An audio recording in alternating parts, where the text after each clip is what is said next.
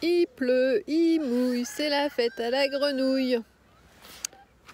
Savais-tu que quand il pleut, ce n'est pas uniquement la fête à la grenouille ou au canard. Il n'y a pas que les grenouilles et les canards qui sont heureux quand il pleut. Il y a quelque chose de plus important et qui pourrit la vie de nos poules. Là, je voudrais parler des poux rouges. Parce que quand il pleut une bonne partie de l'année à des températures clémentes, ça reste encore gérable. Mais quand il pleut l'été, là on est au mois d'août. Hier il y avait plus de 30 degrés. Demain il risque d'y avoir encore des températures qui montent sur un sol humide. Et on va favoriser avec une hygrométrie forte le taux de reproduction des poux. C'est-à-dire que en temps normal, il leur faut grosso modo entre 12 et 15 jours. Dans des conditions normales, il leur faut entre 12 et 15 jours pour se reproduire. Que le cycle complet de reproduction de l'œuf jusqu'au sujet adulte, il faut environ 12-14 jours. Quand on descend sur des conditions hygrométriques encore plus favorables, on peut descendre à moins de 7 jours.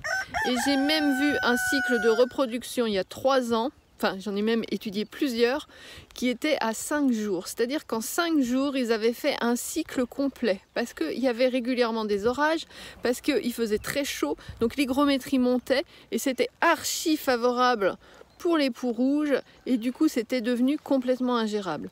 Et là maintenant moi c'est toujours ce que je crains à chaque fois qu'on a de l'humidité comme ça en saison estivale ou avec de fortes chaleurs avant, après, ce qui fait que ça va faire monter l'hygrométrie et ça va forcément impacter la reproduction des poux rouges et donc leur évolution, l'infestation, l'invasion dans les poulaillers, etc. Et je te passe les détails. Je pense que tout ça, tu connais et tu sais comment c'est la galère.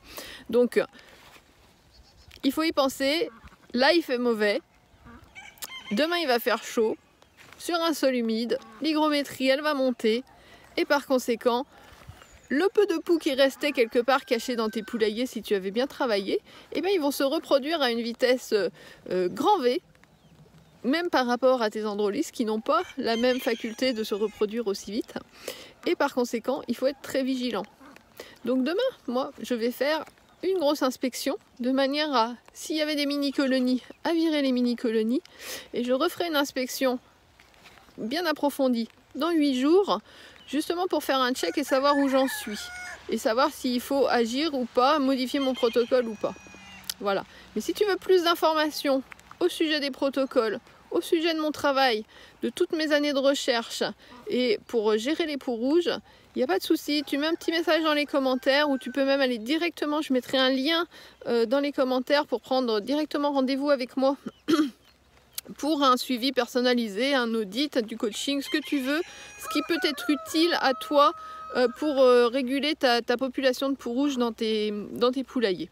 Voilà, donc écoute, j'espère que cette petite clé vachement importante, qui est hyper importante en fait, elle pourra t'aider à anticiper et à faire beaucoup plus attention pour ne pas te faire dépasser par ces saloperies de poux rouges, parce que vraiment, je sais pas pour toi, mais pour moi ça m'a pourri la vie pendant plusieurs années et je suis bien contente maintenant de pouvoir les gérer.